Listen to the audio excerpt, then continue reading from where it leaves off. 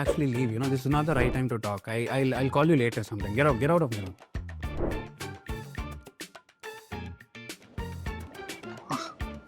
ஏன்டா அந்த ஆளுக்கிட்ட இப்படி திட்டு வாங்கிட்டு இருக்க? மீட்டிங்கை மெயில் பண்ண சொல்லியிருந்தாங்க, மெயில் பண்ணேன், அதுக்கு போய் திட்டிட்டு இருக்காங்க ஷாப்புக்கு. ஏன் பாரு மெயில.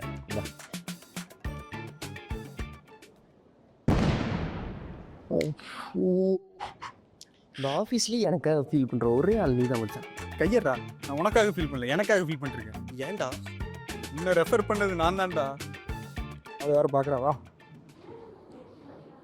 ஸோ இந்த மாதிரி நீங்களோ இல்லை உங்கள் ஃப்ரெண்ட்ஸோ ஒரு மெயில் அனுப்புனதுக்காக என்னைக்காச்சும் திட்டு வாங்கியிருக்கீங்களா? இந்த வீடியோ உங்களுக்காக மறக்காமல் ஸ்கிப் பண்ணாமல் பாருங்கள். அண்ட் யூஆர் வாட்சிங் English and more. I am your Ashiq. ஒரு இமெயில் ரைட்டிங் பற்றி நீங்கள் கற்றுக்கிறதுக்கு முன்னாடி first and most important thing, ஒரு இமெயில் ஐடி இல்லைன்னா நேம் எப்படி செட் பண்ணுறதுன்னு கண்டிப்பாக நீங்கள் தெரிஞ்சு வச்சுக்கணும். ஸோ இப்போ இந்த மெயிலில் பார்த்தீங்கன்னா இந்த மெயிலில் இருக்கிற சப்ஜெக்ட் அண்ட் கான்டென்ட் எல்லாம் விட்டுருங்க. பட் இந்த மெயில் ஐடி பார்த்தீங்கன்னா callmeqt420@gmail.com.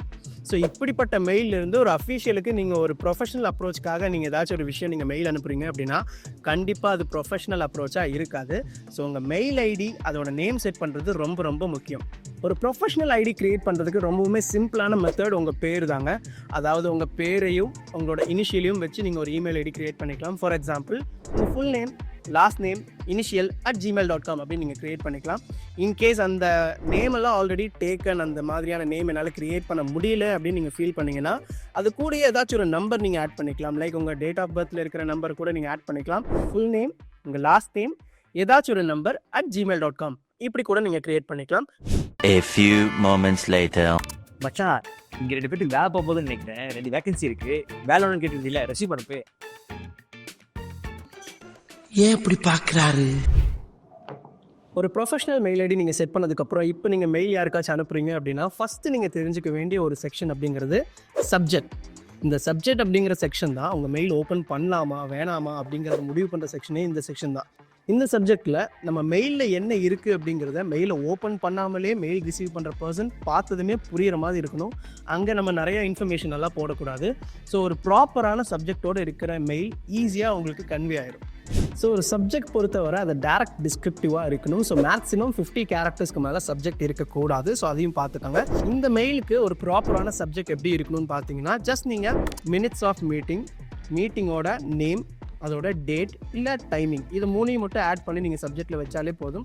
பார்க்குறவங்களுக்கு இது வந்து மினிட்ஸ் ஆஃப் மீட்டிங் ரிலேட்டடாக இருக்கிற ஒரு மெயில் அப்படிங்கிறது ஈஸியாக நம்ம கன்வே பண்ணிடலாம். ஸோ ஒரு ப்ராப்பரான சப்ஜெக்ட் நீங்கள் கொடுத்ததுக்கப்புறம் நீங்கள் பாடி செக்ஷனுக்கு வருவீங்க. ஸோ இங்கே தான் மெயிலோட ஆக்சுவல் கம்யூனிகேஷன் ஸ்டார்ட் ஆகுது. ஸோ இங்கே ரொம்ப டீட்டெயில்டாக தெளிவாக சொல்ல வேண்டிய விஷயத்தை ப்ராப்பராக கன்வே பண்ண வேண்டியது ரொம்ப ரொம்ப முக்கியம். எப்போவுமே பாடி செக்ஷன் ஸ்டார்ட் பண்ணுறதுக்கு முன்னாடி ஒரு க்ரீட்டிங்கோட ஸ்டார்ட் பண்ணுறது ரொம்பவுமே முக்கியம். அந்த க்ரீட்டிங் ரொம்ப ப்ரொஃபஷனலாக இருக்கணும். கேஷுவலான க்ரீட்டிங்ஸை அவாய்ட் பண்ணிக்கோங்க.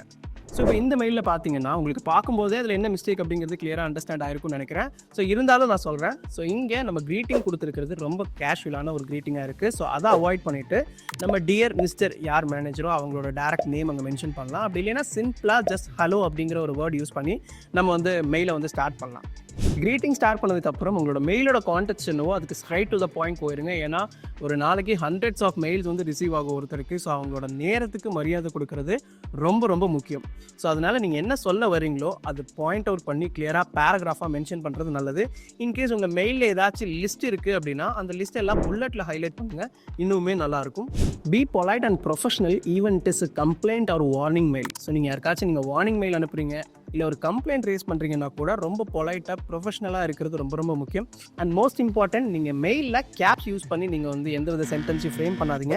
ஏன்னா நீங்கள் கேப்ஸ் யூஸ் பண்ணி நீங்கள் சென்டென்ஸை ஃப்ரேம் பண்ணும்போது அது நீங்கள் ஷவுட் பண்ணுறதா கன்வே ஆகிறதுக்கான வாய்ப்புகள் ஜாஸ்தி.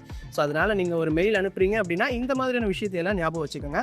ஸோ இப்போ இந்த மெயிலுக்கு வருவோம். ஸோ ஆக்சுவலாக இந்த மெயில் இப்படி இருக்கிறத நம்ம க்ரீட்டிங்ஸ் வந்து நம்ம இப்படி மாற்றிடலாம். அண்ட் இதில் இருக்கிற கான்டென்ட்டை நம்ம கிளியராக உங்களுக்கு புரிகிற மாதிரி நம்ம இப்படி சேஞ்ச் பண்ணி கொடுத்தோன்னா நம்ம என்ன சொல்ல வரோம் அப்படிங்கிறத ஸ்ட்ரைட் டு த பாயிண்ட் நம்ம சொல்லலாம். அண்ட் இன்கேஸ் நம்ம லிஸ்ட் இருந்தால் நம்ம புல்லட் யூஸ் பண்ணலாம் நம்ம சொல்லியிருக்கோம். ஸோ அதையும் இங்கே ஆட் பண்ணிக்கலாம். ஸோ இப்படி தான் ஒரு ப்ராப்பரான மெயில் பாடி செக்ஷன் இருக்கணும். ஏன்னா இங்கே தான் நம்மளோட ஆக்சுவல் கான்வர்சேஷன் ஸ்டார்ட் ஆகுது. ஒரு வெல் ஃபார்மேட்டட் இமெயில் அப்படின்னா அதை ரீட் பண்ணுறதுக்கு ரொம்பவே ஈஸியாக இருக்கணும். அட் த சேம் டைம் அதில் இருக்கிற இன்ஃபர்மேஷன் எல்லாம் நமக்கு கிளியராக அண்டர்ஸ்டாண்ட் ஆகணும். ஸோ இப்படி இருந்தால் தான் அது ஒரு வெல் ஃபார்மேட்டட் இமெயில் அப்படின்னு நம்ம சொல்லுவோம்.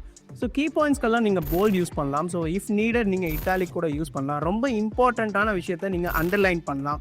ரொம்ப பெரிய பேராகிராஃபாக இல்லாமல் ரொம்ப சொல்ல வந்த விஷயத்த ரொம்ப ஷார்ட்டாக கிறிஸ்பாக நீங்கள் சொல்லுங்கள்.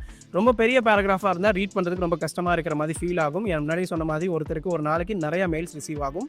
ஸோ ஒன்ஸ் நீங்கள் இந்த ஃபார்மேட் எல்லாம் நீங்கள் கம்ப்ளீட் பண்ணதுக்கப்புறம் நீங்கள் ஒருத்தருக்கு சென்ட் பண்ண போகிறீங்க அப்படின்னா ஒன்ஸ் ஆர் ட்வைஸ் மெயிலில் நீங்கள் என்ன டைப் பண்ணியிருக்கீங்க அப்படிங்கிறது ப்ராப்பராக செக் பண்ணுங்கள்.